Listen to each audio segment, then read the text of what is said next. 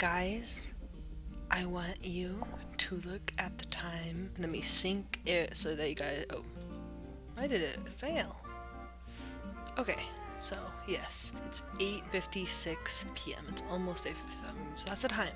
It's not the 20th yet, and that's important because episode 8 of The Amazing Digital Circus is going to be coming out on the 20th. That's why the date and time is very important for when I'm recording this, okay? Alright, so I don't know how to draw any of the characters, but it's okay. So we have the belief theory. This is the main one. I believe in. Okay, I'm sorry for the pun. Please don't leave.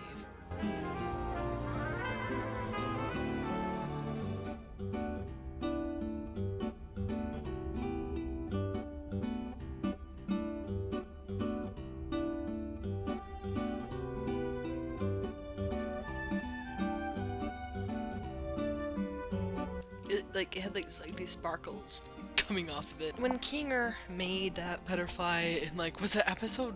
It was the episode with the guns. I forgot if that was episode 4 or 5. I genuinely don't know, okay? I just know that happened. So he made the butterfly and it had those little sparkles. I'm gonna be showing you stuff with proof that this did happen. He made a butterfly and it had those little sparkles coming off of it. And Pomni, she also made something with sparkles coming off of it. And you might be like, wait, Pomni didn't make anything. She made the exit door. This is part of the theory, okay?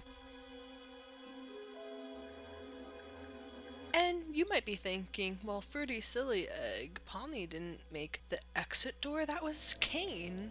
Well, if you think back to the pilot episode, the whole of episode 1, there's this little scene before Kane ever shows up where there's an exit door, because Pomni's, she shows up in the circus and her first thought is, I want to escape. Exit door shows up. Okay? This is before Kane shows up. You could argue, oh, but there's a little hat that floats, and that's Kane's hat. Well, Bubble's probably in that hat.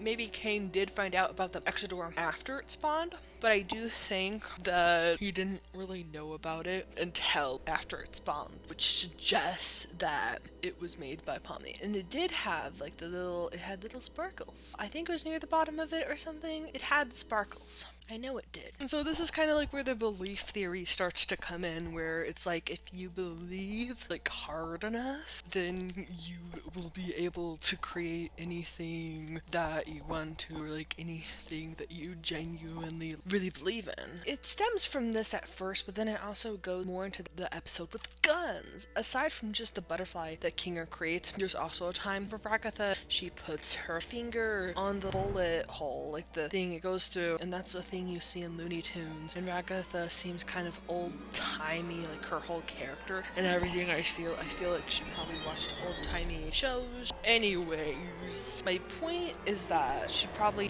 grew up watching TV, and so that cartoony nonsense belief she had in that moment when she put her finger on the part of the gun where the bullet comes out and then it goes back and fires into Jax, that's not just by accident. That's because she believed she could do it in that moment, even though she didn't really understand why it happened. There's also that other silly moment where the gun comes out and it's that bang and it's not an actual bullet. That's because she didn't really believe in herself, or that she could really use a gun. She didn't really believe in herself, and so it comes out with a little bang thing, and it's just very cartoonish. And she's the only character that has those two very cartoony Looney Tune-esque things happen to her. Yes, there are other characters that have things happen to them, sort of, but it's not super cartoony, except Jax does have a belief that he needs to be this cartoon character, but that's kind of because he's deflecting and it's not specifically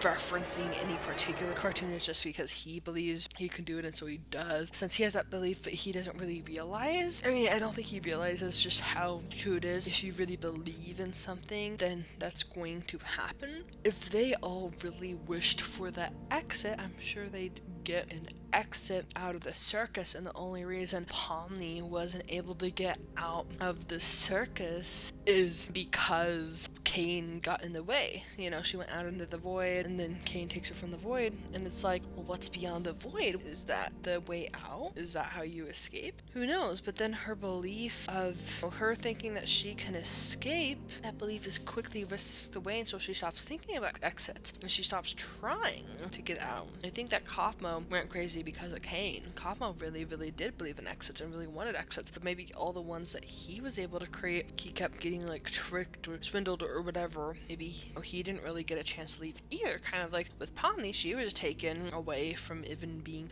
able to see what the void holds because Cain got there before she could be there for too long. What if something like that happened with Kaufmo? We don't know. But that's basically what the belief theory is. It's basically just the people that are in the circus, if they truly, truly believe in something, then it can happen. That's why Scratch's abstraction was caused.